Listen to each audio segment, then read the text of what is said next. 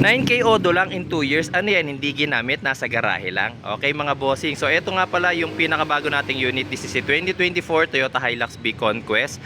9K odo lang yan mga boss. So mayroong mga taong hindi naniniwala na 9K lang to. So ngayong araw na to mga bossing, ikukwento ko sa inyo kung bakit nga ba mababa yung odo niyan. Tsaka kung talaga bang mababa yung odo niyan. So pagpasensyaan nyo na mga boss baka medyo sumisigaw ako sa video. Wala po kasi kong mic ngayon. Okay, so ayan. So pakita muna natin itong ating Hilux mga bossing. Ayan, kung mapapansin niyo, napakakintab niya, 'di ba? Yes mga boss, all original paint pa po kasi 'yan. Wala pa pong nare-retouch diyan. And bakit siya 9K odo? Ikukwento ko po sa inyo kung bakit.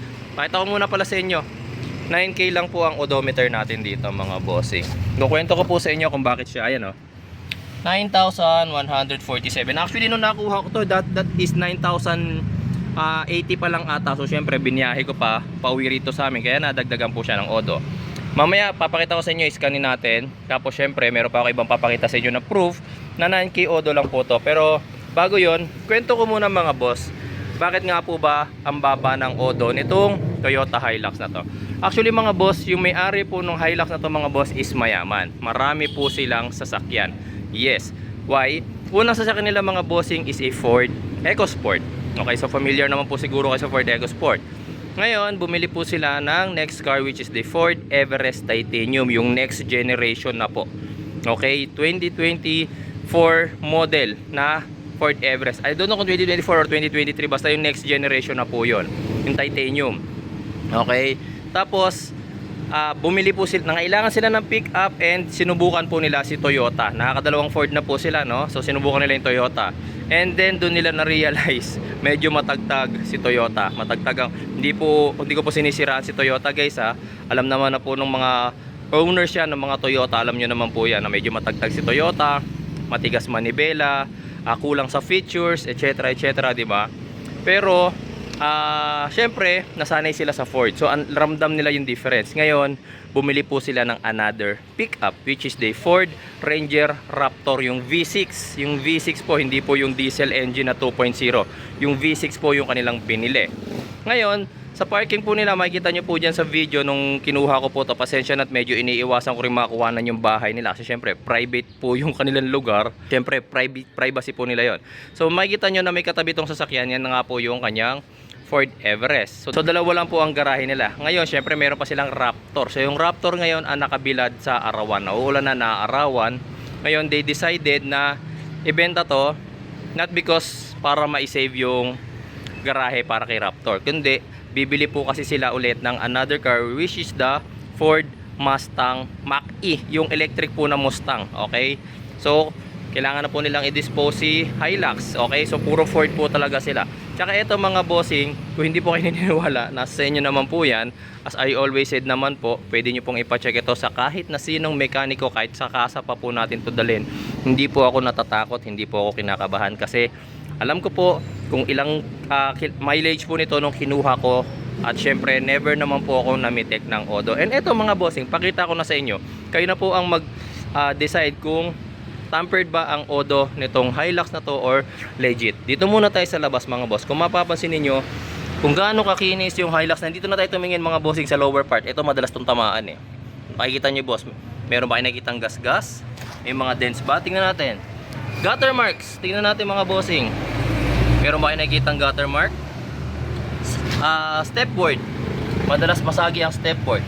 Gilid, tingnan nyo mga bossing kung meron siyang damage. Makinis na makinis, tingnan nyo nga pinto ng Hilux yung tinitignan natin, pero nagre-reflect ng mahusto yung ating owner type jeep na katabi. Kasi nga sobrang kinis, sobrang ayos po ng unit. Tingnan mo rito sa likod, gulong mga boss, original stock tires pa yan mga boss, Dunlop. Nasa na yung manufacturing date? Ayan 48th week of 2023, original stock tires.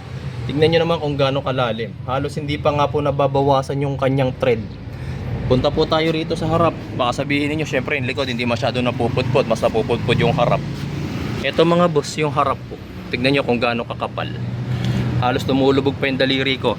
Brakes. Tignan nyo naman sir yung rotors mga boss. Tignan nyo yung edges. Halos hindi pa sasabit ang daliri nyo sa edges. Kung may papakita ko nga lang sa inyo yung brake pads hindi ko lang mapakita dahil nahaharangan Ayan napakakapal pa ng brake pads niya mga bossing. Dito tayo mga boss. Pakita ko sa inyo yung reserve tire niya. Ayan. Reserve tire. Ayan, hindi pa nagagamit. Ultimo tambucho hindi pa nangingitim. Dahil nga po bihirang magamit yung tambucho. Stainless na stainless pa yung ultimo sticker niya hindi pa po natatanggal. Pang ilalim, tingnan nyo po. Halos ko konti pa lang ang kumakapit na dumi. Ayan. Yan mga bossing. Kaya kahit tignan po natin tong likuran niya mga boss. Tignan nyo, halos nagre-reflect lang po. Nakita nyo pa ako ngayon. Nakapambahay lang. Pagpasensya nyo ng mga bossing, nakapambahay lang tayo. Ayun, di ba? Ngayon, dito tayo mga boss. Ayan. Makikita nyo, the only issue mga boss na nakita ko rito, ito, nag-iisang to. Actually, matatanggal pa nga po sa buffing yan Ito, dumi lang nawala na. Diba? Ito matatanggal pa nga po sa buffing yan. Yan lang po ang nakita kong issue. Other than that, wala po. Dito tayo ngayon sa loob. Tingnan nyo po yung sidings nya guys. Door sidings. Ang mga markings, buong buo. Wala pa pong halo. Wala pang nabubura. Dito tayo sa pedal. Tingnan nyo yung pedal nya mga boss. Yes, medyo marumi. Kasi nga syempre, inaapakan natin na sapatos ng tsinelas. Tingnan nyo naman, buong buo pa yung pedal. Upuan. Ayan. Upuan mga boss. Ito, para magkaalaman, may scanner tayo rito. Pero syempre baka sabihin ng iba, scanner ko yan Wait, pakitignan muna natin. Ilan odo? 9147. Pwede po kayo magsama ng kahit na sinong mekaniko. Ngayon hindi na tayo pupunta sa scanning. Diretso na tayo sa odo check. Itong odo check mga boss, bibihira yung mga scanner na meron ito. Itong odo check mga boss, marami ng tampered car ang nahuli nito. Ayan. Scan muna natin mga bossing. Para makita nyo rin po. Hindi lang yan mga boss. Hindi lang yan. Last, anong araw ba ngayon? Today Saturday. Last Wednesday. Galing akong kasa. Why? Pina-PMS mga boss. Ayun kaka-PMS lang po last Wednesday. Di ko na napapakita yung details Sa mismong bibili ko na lang yan ipapakita. Asan yung kasa record? Maintenance booklet. Mga bossing. Tignan nyo naman. Sana. Wait lang. Ayan Kasa maintained with kasa record with receipts. With receipts mga boss hindi lang basta kasa record yan, with receipts. Ayan. Meron po akong ipapakita sa inyo from since yung first PMS niya hanggang yung pinaka last po, yung ako na yung nagpa-PMS kasi nga po under kasa warranty pa po ito mga bossing Under kasa warranty pa. So sa mga nagtatanong bakit nga pala pina-PMS ko lagi ko sinasabi sa videos ko ako ang nagpi-PMS kapag binibenta ko sa sasakyan, di ba? Pag mga bossing, once naka-maintain pa po ang isang sasakyan, hindi ko po pinapakialaman yung PMSY. Mas may naman, kung magatawag nun, mas may dating or mas lamang naman po yung warranty ng kasa kumpara sa warranty na kaya kong ibigay. Okay? Pero syempre, pa rin po ako, kampante pa rin po ako sa unit ko, mga bossing. Okay, so gusto lang nating ma-maintain na kasa maintain pa po siya and under kasa warranty po siya, okay? Ayan. Okay natin. Dito lumabas 9147 travel mileage pero hindi pa yan nag-i-scan. Binasa lang niya travel mileage doon. Pero tignan natin dito mga bossing. Ano ipapakita? Actually yung kasa record pa lang mga boss. Napakalaking proof ko na po niyan mga boss. Kahit pumunta po tayo sa any Toyota car dealerships. Kasa maintain. Kasa record itong Toyota Hilux na to. Pero pakita na rin natin mga boss, mag-i-scan lang naman tayo sandali, pakihintay lang pong matapos. Ayan, habang nag-i-scan yan, silip-silipin nyo muna yung ating interior para makita ninyo kung mukha bang hindi na to 9K Odo. Upuan, tingnan nyo naman, dito sa kabila.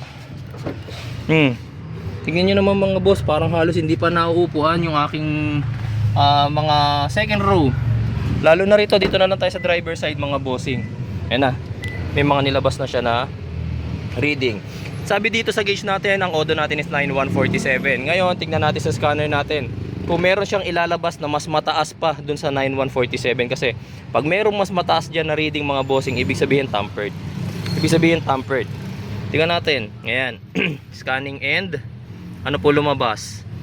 Sa ECM, sabi 9147. Sa ABS, 9147 din. Power steering 9147, pre-collision 9147. Lahat sir mga bossing ng modules and sensors nitong Toyota Hilux na to, ang sinasabi pare-pareho sila ng sinasabi mga bossing 9147. Yung mga no data na yan, no data 0km na yan, wala na po yan. Okay, ibig sabihin hindi po sila nag-record ng odo. Pero itong mga modules na itong mga bossing, pare-pareho ang sinasabi, 9147 po. Kasa record, yun din po ang sinasabi. Okay? So sa mga nagdududa pa po dito sa ating Toyota Hilux, nasa sa inyo na po yan kung magdududa po kayo. Pero ako po, malinis po ang aking pong intensyon and malinis po yung aking konsensya. Wala po akong dinadaya kahit sino man. Salamat po.